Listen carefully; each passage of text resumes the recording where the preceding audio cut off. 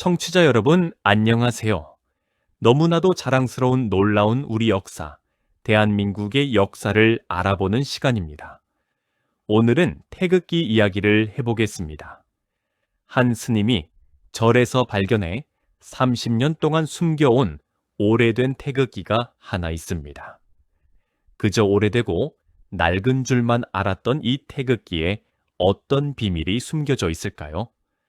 오늘은 이 놀라운 이야기와 함께 자랑스러운 태극기에 얽힌 이야기를 해보겠습니다. 청취자 여러분, 한번 상상해 보시겠어요? 지금으로부터 약 30년 전, 1994년입니다. 경상북도 경주의 어느 조용한 산사. 한 젊은 스님이 법당에서 조용히 목탁을 두드리고 있었습니다. 그런데 어느 날 이 스님께 한 나이 많은 할머니 한 분이 찾아오세요. 할머니의 성함은 유옥순 할머니. 눈가에는 눈물이 글썽이고 손에는 무거워 보이는 보자기 하나가 들려 있었습니다. 할머니는 떨리는 목소리로 스님에게 사연을 털어놓습니다. 어린 손주가 병환을 앓고 있는데 약값도 치료비도 없어서 눈앞이 캄캄하다고요. 스님이 어떻게 했을까요? 스님은 자신의 주머니를 털어서 생활비와 치료비를 보태드립니다. 한 번이 아니라 여러 번에 걸쳐서요. 그렇게 몇 달이 지나고 할머니께서 다시 스님을 찾아오셨어요. 이번에는 손에 무언가를 감싸든 보자기를 들고 계셨습니다. 스님, 드릴 것이 변변찮지만 이것밖에 드릴 것이 없습니다. 할머니는 그 보자기를 조심스럽게 풀었습니다. 그 안에서 나온 것은 무엇이었을까요? 바로 낡고 누런 태극기 한 장이었습니다. 천은 이미 오래되어서 빛이 바랬고 모서리는 조금씩 달아 있었어요. 하얀 무명천 위에 태극 문양과 네 귀퉁이에 괴가 수놓인 것도 아니고 천 조각을 덧대어 붙인 독특한 모양의 태극기였습니다. 할머니께서 이렇게 말씀하셨어요. 이건 제가 시집 오기 전에 친정에서 받은 것입니다. 제 친정 아버지 말씀으로는 유기환 외무대신이라는 어른과 관련된 태극기라고 하셨어요. 스님은 할머니의 마음이 담긴 그 태극기를 감사히 받았습니다. 하지만 그때는 이게 얼마나 어마어마한 보물인지 몰랐어요. 그저 참 오래된 태극기구나. 누군가 소중히 간직하셨던 것 같구나 하고 생각하셨답니다. 청취자 여러분, 그런데 이 태극기가 그저 평범한 태극기가 아니었어요. 이것은 우리나라 태극기, 역사상 가장 오래된 태극기 중 하나, 즉 1900년이 되기도 전, 그러니까 지금으로부터 130년도 넘은 구한말, 조선이 대한제국으로 바뀌던 그 격동의 시기, 그 시절에 만들어진 것으로 추정되는 초기 태극기였던 겁니다. 이 놀라운 이야기의 주인공은 바로 경주의 동천얼광 스님.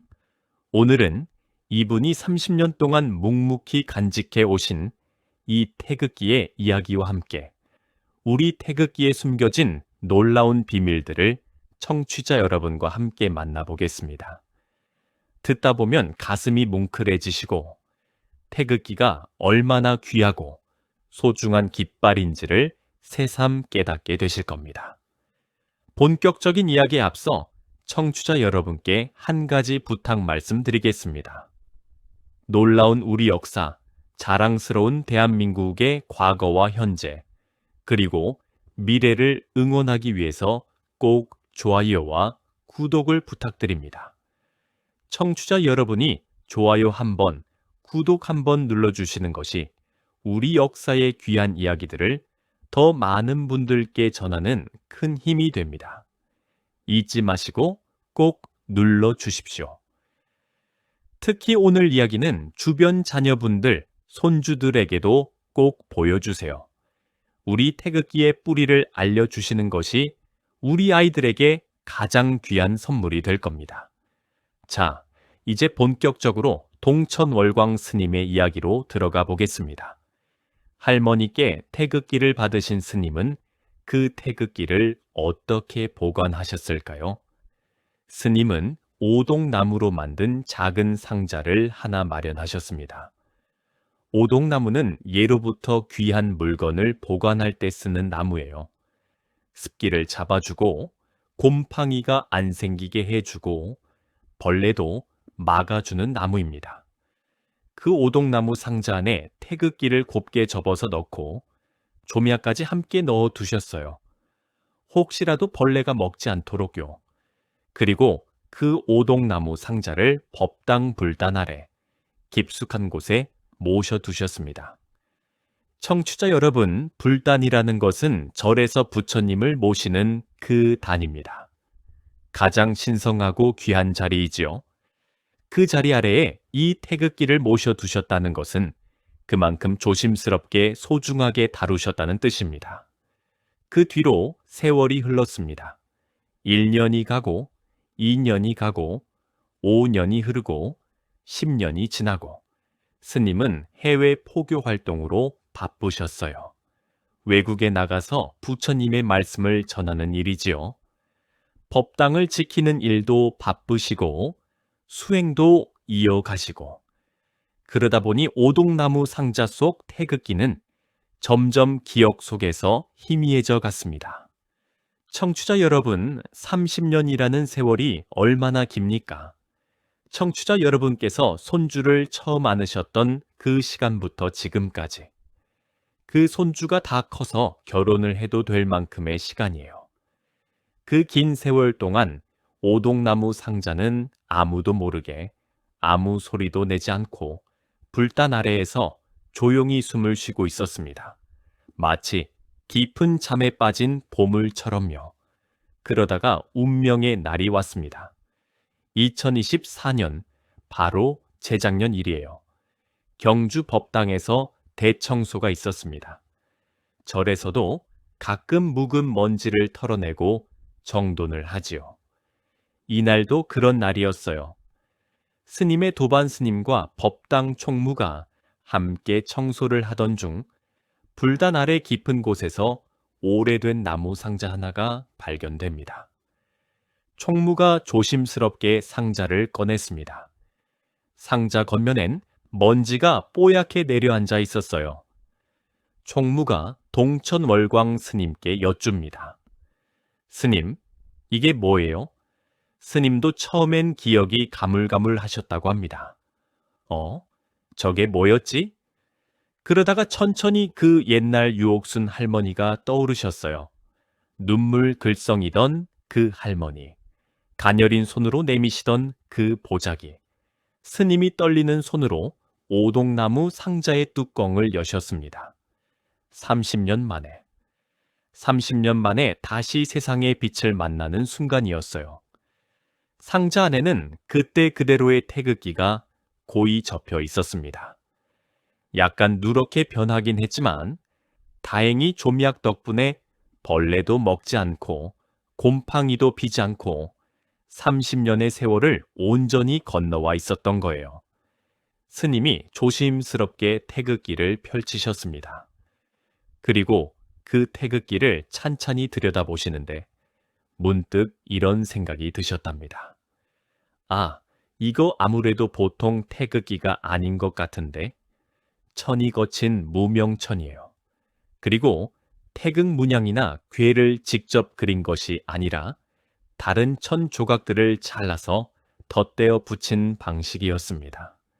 이런 방식은 요즘 태극기에선 볼 수 없는 아주 옛날 방식이에요. 스님은 이 태극기를 전문가들에게 보여드리기로 결심하셨습니다. 그리고 놀라운 답을 듣게 됩니다.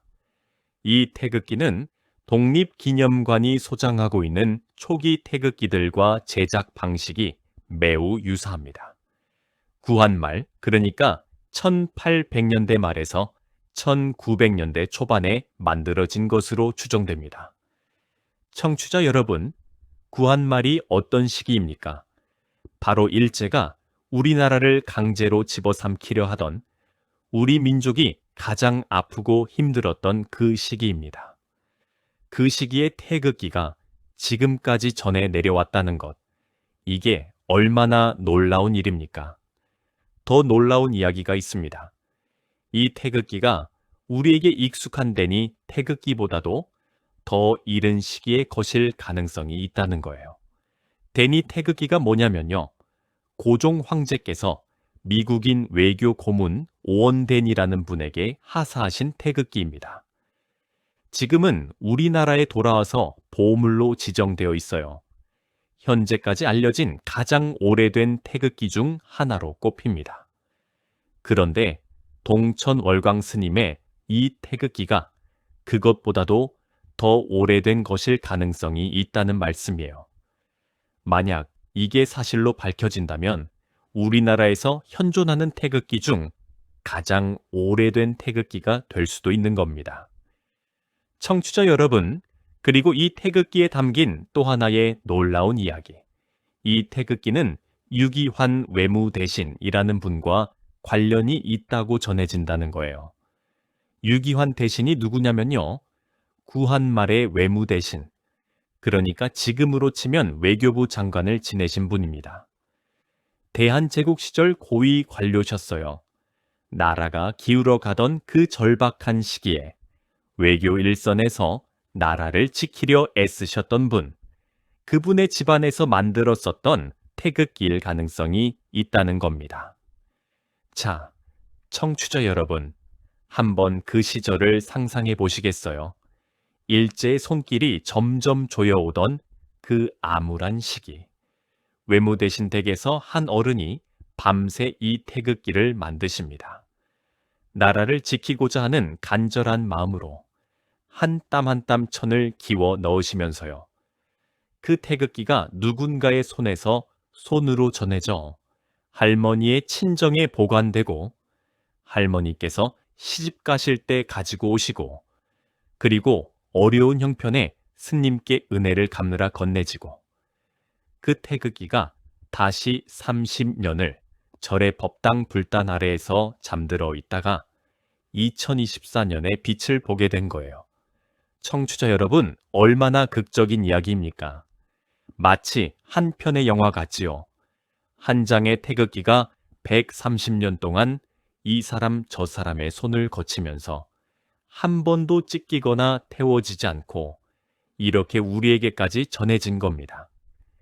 이것이 바로 태극기의 힘이에요. 사람들은 어떤 순간에도 태극기를 지켰습니다. 나라를 빼앗겼을 때도, 전쟁의 포화 속에서도, 살림이 어렵고 배가 고파도 태극기만큼은 목숨 걸고 지켰어요. 우리 민족에게 태극기가 그만큼 소중한 것이었기 때문입니다. 동천월광 스님은 지금 이 태극기를 어떻게 처분할지 고민하고 계신다고 합니다. 혼자 간직하는 게 맞는가? 아니면 세상에 내놓아 많은 사람들이 볼 수 있게 해야 하는가? 스님께서는 서울의 임시정부 기념관 같은 곳에서 태극기가 전시된 모습을 본 경험도 영향을 주었다고 하세요. 결국 스님은 이 태극기를 세상에 공개하기로 결심하셨습니다. 더 많은 사람들이 우리 태극기의 역사와 의미를 함께 느낄 수 있기를 바라는 마음에서요. 지금은 전문 기관에서 이 태극기의 정확한 제작 시기와 출처를 밝히기 위해 검증 작업이 진행 중이라고 합니다. 전문가들은 이 태극기가 문화재로 지정될 수 있다. 심지어는 보물로 지정될 수도 있다는 의견을 내놓고 있어요.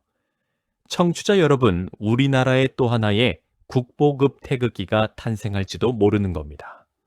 이 얼마나 가슴 뛰는 소식입니까? 자, 청취자 여러분, 여기서 잠깐 쉬어가겠습니다. 지금까지의 이야기가 조금이라도 가슴에 와 닿으셨다면 다시 한번 부탁드리겠습니다. 놀라운 우리 역사, 자랑스러운 대한민국의 과거와 현재, 그리고 미래를 응원하기 위해서 꼭 좋아요와 구독을 부탁드립니다. 여러분의 응원이 이런 귀한 이야기들을 세상에 더 많이 알리는 큰 힘이 됩니다. 자, 이제는 청취자 여러분께 이 태극기 자체에 대한 이야기를 더 깊이 해드리고 싶습니다. 도대체 우리 태극기는 언제, 어떻게, 왜 태어났는가? 그 속에는 어떤 철학과 의미가 담겨 있는가? 이 이야기를 듣고 나시면 태극기를 보실 때마다 가슴이 조금 더 뜨거워지실 겁니다. 먼저 놀라운 사실 하나. 우리나라는 옛날에는 국기라는 것이 없었습니다. 청취자 여러분, 이게 이상하게 들리실 수도 있는데요. 옛날에는 국기라는 개념 자체가 없었어요. 왕을 상징하는 어기, 그러니까 임금님의 깃발은 있었습니다. 군대를 상징하는 군기도 있었지요. 그러나 우리나라 대한민국을 상징하는 국기라는 것은 없었어요. 사실 조선뿐만 아니라 중국, 일본 같은 동아시아 나라들이 다 그랬습니다. 국가라는 개념 자체가 지금과 달랐거든요. 그러다가 1876년, 그러니까 조선 고종 13년의 일입니다. 이때 우리나라가 일본과 강화도 조약이라는 것을 체결하게 됩니다. 청취자 여러분도 학교에서 배우셨을 거예요. 이 강화도 조약 때 일본 측이 이런 말을 했답니다. 운양호에는 엄연히 일본 국기가 개양되어 있었는데 너희가 왜 포격했느냐? 그런데 우리 조선 관리들이 영문을 몰랐어요. 국기? 그게 뭐지? 하고 되물었답니다. 청취자 여러분, 믿어지십니까? 우리나라가 국기라는 것을 몰랐던 시절이 불과 150년 전 일입니다. 하지만 이 일을 계기로 우리 조정에서도 국기라는 게 필요하구나 하는 생각을 하게 돼요. 서양과 일본은 이미 다 국기를 쓰고 있었거든요.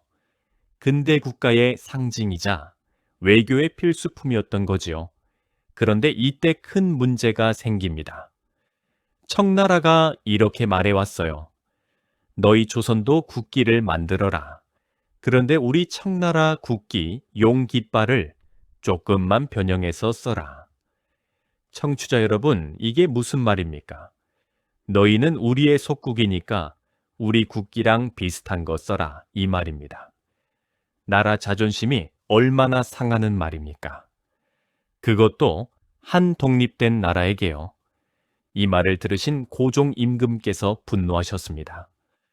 우리가 왜 청나라 국기를 베껴 쓴단 말인가? 우리는 우리의 독자적인 국기를 가져야 한다. 이렇게 결심을 하셨어요. 그리고 직접 국기 도안에 관여하기 시작하십니다. 고종 임금께서 처음 생각하신 도안은 이랬답니다. 청색과 적색으로 이루어진 동그란 태극과 그 주변에 조선 팔도를 상징하는 팔과에, 즉 8개의 궤를 그리는 것. 청취자 여러분, 태극이라는 것은 우리 민족에게 아주 오래된 상징입니다. 1000년이 훨씬 넘는 세월 동안 우리 조상들이 궁궐 지붕에, 향교문에, 부채에, 병풍에, 그릇에 이 태극 문양을 새겨 놓으셨어요. 우리 피 속에 이미 태극이 흐르고 있었던 겁니다. 그런데 고종 임금의 생각에 붉은색은 임금을, 푸른색은 신하를, 흰색은 백성을 뜻했습니다. 임금과 신하와 백성이 하나로 어우러진다는 뜻이지요. 이건 정조 임금께서 강조하신 군민일체 사상을 이어받은 것이었습니다. 임금과 백성이 한마음이라는 뜻이에요. 그리고 때는 1882년 5월, 제물포에서 역사적인 조인식이 열립니다. 바로 조미소통 상조약. 우리나라가 미국과 맺은 첫 번째 조약이었어요. 이때 우리 조선에는 아직 정식 국기가 없었습니다. 그래서 당시 우리 측 역관 이응준이라는 분이 배 안에서 급히 태극기를 그려서 사용해요. 이것이 우리나라 역사에 기록된 최초의 태극기입니다. 그리고 같은 해 9월, 박영효라는 젊은 외교관이 고종의 명을 받아서 일본의 수신사로 가게 됩니다. 수신사라는 것은 우호 관계를 맺기 위해 보내는 사신이에요. 박영효가 일본으로 가는 배에 메이지마루호에서 태극기를 만듭니다. 그런데 여기서 재미있는 일이 있었어요. 배 안에서 박영효와 수행원들이 고심을 하고 있었습니다. 태극 주위에 팔과에를 다 그려 넣으려니 너무 복잡하다. 어떻게 하지? 그때 이 배의 영국인 선장이 의견을 냅니다. 팔과에는 너무 많고 복잡합니다. 대각선 4방향으로만 4개의 궤를 남기면 어떨까요? 박영효가 생각해 봅니다. 아, 좋은 생각이다. 간결하면서도 의미는 살아있겠다. 그래서 태극의 4모서리에 건, 곤, 감, 리 이렇게 4개의 궤만 배치하기로 합니다. 그리고 1882년 9월 25일 드디어 오늘날 우리가 아는 모습의 태극기가 태어났습니다. 청취자 여러분, 바로 이 9월 25일이 우리 태극기의 생일인 셈입니다. 고종 황제는 이 박영효가 사용한 태극기를 정식 국기로 결정하셨고 이듬해 1883년 3월 6일 왕명으로 태극기를 조선의 국기로 공식 제정하고 온 나라에 공포하셨어요. 드디어 우리나라에도 공식 국기가 탄생한 순간이었습니다. 그럼 이 태극기에 어떤 철학이 담겨 있는지 청취자 여러분께 조금 자세히 풀어드리겠습니다. 첫째, 바탕은 흰색입니다. 청취자 여러분, 우리 민족을 뭐라고 부르지요? 백의 민족입니다. 흰옷을 즐겨 입는 민족. 우리 할머니 어머니들이 하얀 저고리에 하얀 치마를 입으셨잖아요. 아버지 할아버지들도 흰 두루마기를 걸치셨지요. 왜 그렇게 흰색을 좋아했을까요? 흰색은 순수함, 밝음, 평화를 상징합니다. 우리 민족은 본래 순수하고 밝고 평화를 사랑하는 민족이에요. 그 민족성을 태극기 바탕에 담아낸 겁니다. 둘째 가운데 태극 문양, 붉은색과 푸른색이 서로 꼬리를 물고 이어져 있는 동그란 무늬입니다. 이것이 바로 음과 양의 조화를 뜻합니다. 청취자 여러분, 이게 얼마나 깊은 뜻을 담고 있는지 아십니까? 우리 옛 선조들은 이렇게 믿으셨어요. 우주 만물은 모두 음과 양, 이 2가지 기운이 서로 어우러져서 만들어진다고요. 남자가 있으면 여자가 있고, 밝음이 있으면 어둠이 있고, 하늘이 있으면 땅이 있고, 여름이 있으면 겨울이 있고, 이 2 기운이 서로 밀고 당기면서 세상이 움직여 갑니다. 태극 문양을 보시면 붉은색과 푸른색이 무슨 모양을 이루고 있습니까? 꼬리를 문 물고기 2마리 같기도 하고 빙글빙글 돌고 있는 2개의 손잡이 같기도 하지요. 이게 바로 음과 양이 영원히 멈추지 않고 서로 어울리면서 돌아가고 있다는 뜻입니다. 세상은 가만히 멈춰 있는 것이 아니라 끊임없이 변하고 움직이고 흘러간다는 진리를 담고 있는 거예요. 셋째, 4모서리의 궤, 건, 곤, 감, 리. 이 4개의 궤는 각각 무엇을 뜻하는지 아십니까? 왼쪽 위에 있는 건은 3개 이어진 선으로 되어 있어요. 이것은 하늘을 뜻합니다. 우주의 시작, 창조의 기운이죠. 오른쪽 아래에 있는 곤은 3개의 끊어진 선으로 되어 있어요.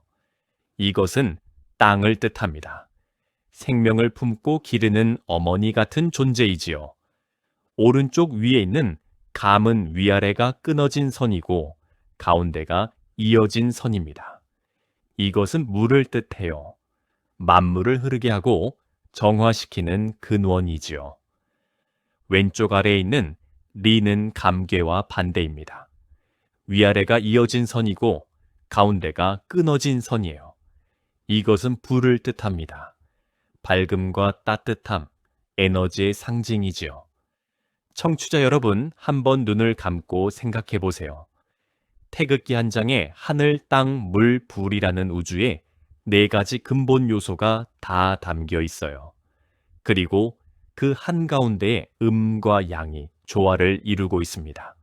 이게 무슨 뜻입니까? 바로 우리 태극기는 우주 전체, 세상 전체를 상징한다는 뜻입니다. 세상에 이런 국기가 또 있을까요? 청취자 여러분, 미국 국기는 별과 줄무늬로 자기들의 주계수를 표현했어요. 일본 국기는 태양 하나예요. 영국 국기는 여러 십자가를 합쳐놓은 겁니다. 대부분의 국기가 자기 나라의 지리적 특징이나 역사적 사건을 상징합니다. 그런데 우리 태극기는 다릅니다. 우리 태극기는 우주 전체를 담고 있어요. 세상의 이치를 담고 있습니다. 이렇게 철학적이고 심오한 국기는 세계 어디에도 없습니다. 외국의 학자들이 우리 태극기를 보면 깜짝 놀란다고 해요. 어떻게 이렇게 깊은 철학을 한 장의 깃발에 담을 수 있었을까 하고요. 그리고 이 태극기는 단순히 철학만 담은 게 아닙니다. 우리 민족의 간절한 바람도 담고 있어요. 세상 만물이 조화롭게 어우러지기를, 하늘과 땅과 물과 불이 서로 다투지 않고 평화롭게 공존하기를, 그리고 우리 민족이 이 우주의 큰 흐름 속에서 영원히 번영하기를, 이런 기도가 바로 태극기 한 장에 새겨져 있는 겁니다. 청취자 여러분, 이 태극기가 우리 민족에게 어떤 의미였는지 아십니까?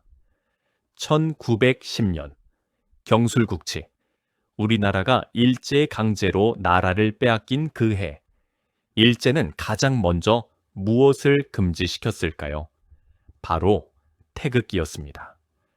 태극기를 그리는 것도, 걸어놓는 것도, 심지어 태극기에 관해 이야기하는 것도 금지했어요. 태극기를 지녔다가 발각되면 감옥에 가야 했습니다. 그런데 우리 민족이 가만히 있었을까요? 아닙니다. 땅속에 태극기를 묻어서라도, 이불 솜속에 태극기를 숨겨서라도, 책갈피 사이에 태극기를 끼워서라도 우리 민족은 태극기를 지켰어요. 언젠가 이 태극기를 다시 하늘 높이 올릴 그 날을 기다리면서. 그리고 1919년 3월 1일 기미3.1 만세운동, 그날 우리 온 국민이 한 손에 뭘 들고 거리로 쏟아져 나왔습니까? 바로 태극기였습니다. 수많은 아버지, 어머니, 형, 누나, 어린 아이들까지 태극기를 흔들면서 대한 독립 만세를 외쳤어요. 일본 순사들에게 맞아서 쓰러지면서도 태극기를 놓지 않았습니다. 손목이 잘려도, 팔이 부러져도 다른 손으로 태극기를 들어올렸다고 해요. 유관순 열사. 청취자 여러분 다 아시지요? 그 어린 16살 소녀가 독립만세를 외치다 일본 경찰에 붙잡혀 서대문 형무소에서 옥고를 치르다 순국하셨어요. 유관순 열사의 두 손에도 태극기가 들려 있었습니다. 최후의 순간까지요. 또 1919년 서울 은평구 진관사라는 절에서 놀라운 태극기 하나가 발견되었어요. 2009년에 칠성각이라는 전각을 해체하고 복원하는데 낡은 천보따리가 하나 나왔습니다. 그 천보따리가 바로 태극기였고 그 안에는 독립신문 20장 가까이 들어 있었어요. 그런데 이 태극기가 정말 눈물겹게 만들어져 있었습니다. 원래 일장기 위에 먹물로 태극 무늬와 사과絵를 덧칠해서 태극기로 바꾼 거예요. 얼마나 절박했으면 그랬겠습니까? 일본 국기를 뒤집어서 태극기로 만들 수밖에 없었던 그 시절. 이게 바로 우리 진관사 태극기입니다. 이 역시 불교 사찰에서 발견된 귀한 유물이에요. 동천월광 스님의 태극기와 이 진관사 태극기, 재미있게도 두 개 다 절에서 발견되었어요. 왜 절이었을까요? 일제가 감시를 피할 수 있는 가장 안전한 장소가 바로 절이었기 때문입니다. 스님들은 일반인들 손을 거치지 않고 조용히 무언가를 보관할 수 있었고, 법당이라는 곳은 함부로 뒤지기도 어려웠지요. 그래서 우리 민족은 절에 귀한 물건들을 맡기거나 숨겨두었던 겁니다. 불교 사찰이 우리 독립운동의 배후 근거지 역할을 했다는 사실, 청취자 여러분도 자랑스러우시지요. 자, 청취자 여러분, 태극기에 얽힌 이야기들을 더 말씀드리고 싶습니다. 1941년 중국 상해 임시정부에서 독립운동을 이끌던 백범 김구 선생이 계셨지요. 이분이 태극기에 손수 독립의지를 담은 글귀와 서명을 써서 도산 안창호 선생의 부인에게 전달하셨어요. 이것이 바로 김구 서명문 태극기입니다. 이 태극기 하나에 얼마나 많은 독립지사들의 피와 눈물이 배어 있는지요. 그리고 한국 광복군 서명문 태극기라는 것도 있어요. 광복군은 임시정부의 군대였지요.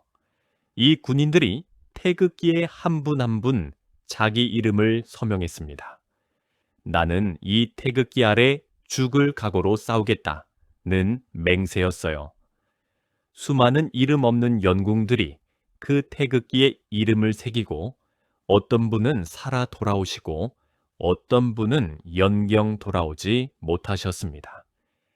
청취자 여러분, 그리고 드디어 1945년 8월 15일 광복의 그날, 35년간 일제에 짓눌려 살았던 우리 민족이 마침내 해방을 맞은 그날, 거리마다 사람들이 쏟아져 나와서 무엇을 흔들었습니까? 바로 태극기였습니다.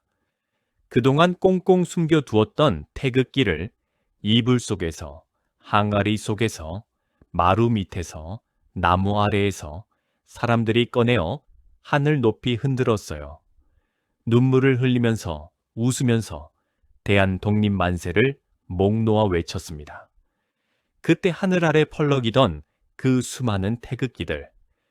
청취자 여러분, 얼마나 감격스러운 장면이었을까요? 그리고 1948년 8월 15일 대한민국 정부가 수립되던 그날, 국회의사당 꼭대기에도, 경복궁 앞에도, 광화문에도 태극기가 하늘 높이 휘날렸습니다.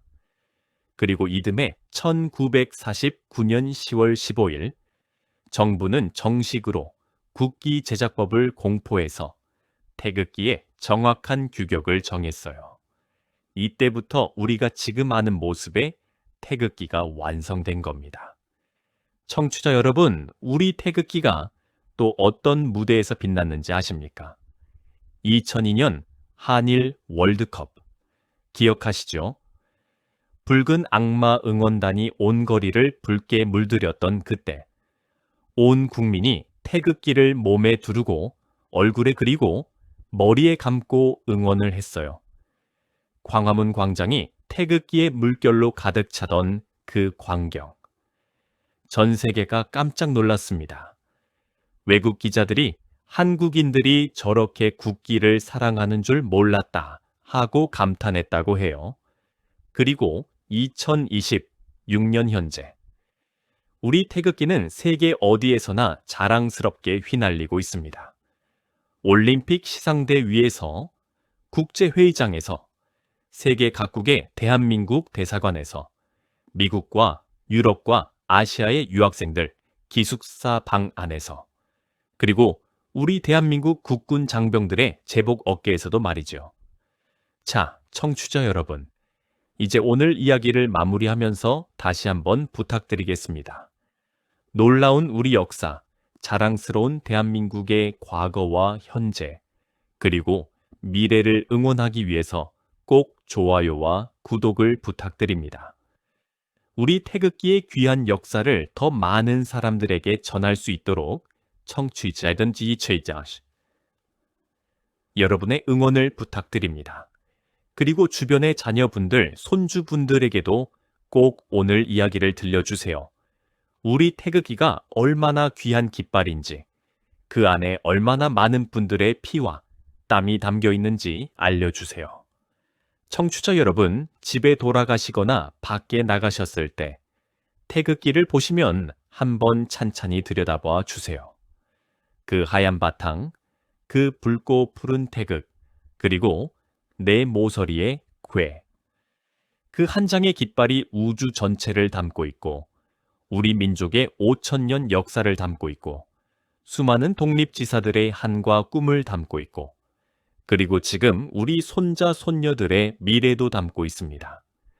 경주의 동천월광 스님께서 30년 동안 오동나무 상제 고이 모셔두신 그 태극기, 유옥순 할머니께서 이것밖에 드릴 것이 없습니다 하시며 떨리는 손으로 건네셨던 그 태극기, 구한말 격동의 시기에 누군가의 간절한 마음으로 만들어졌던 그 태극기가 지금 우리에게 다시 돌아와서 이렇게 이야기를 들려주고 있습니다. 나를 기억해 주세요. 나를 지켜주세요. 그리고 나를 우리 아이들에게 잘 전해주세요 하고요. 청취자 여러분이 살아오신 시대도 참 대단한 시대였습니다. 일제강점기 막바지에 혼란을 겪으신 분들, 6.25 전쟁의 포화 속에서 태극기를 꼭 쥐고 피랑일에 오르신 분들, 새마을운동과 산업화 시기에 태극기를 올려다보며 우리도 잘 살아보자 다짐하신 분들, 청취자 여러분이 살아오신 이 모든 시간 동안 태극기가 함께 있었습니다. 그러니 우리도 그 뜻을 이어받아야 하죠. 앞으로 우리 아이들, 손주들, 그리고 그 후대의 후대 아이들에게까지도 이 태극기를 자랑스럽게 물려주어야 합니다. 그리고 이 태극기 안에 담긴 우리 민족의 넋도 함께 물려주어야 해요. 순수함, 평화를 사랑하는 마음, 음과 양의 조화를 중시하는 지혜, 하늘과 땅과 물과 불이 어우러져 이루는 우주의 질서. 이 모든 것이 우리 태극기가 말없이 들려주는 귀한 가르침입니다. 청취자 여러분, 오늘도 건강하시고 행복하시고 맛있는 음식 많이 드시고 가족들과 좋은 시간 보내십시오. 그리고 내일 아침 해가 뜨면 한번 창 밖을 바라봐 주세요. 혹시 어느 집 베란다에, 어느 관공서 앞에, 어느 학교 운동장 위에 태극기가 휘날리고 있거든 잠시 멈춰서 바라봐 주세요. 그리고 이렇게 한번 마음속으로 말해보세요. 고맙다 태극기야. 여기까지 잘 왔구나. 앞으로도 우리 대한민국과 영원히 함께다오.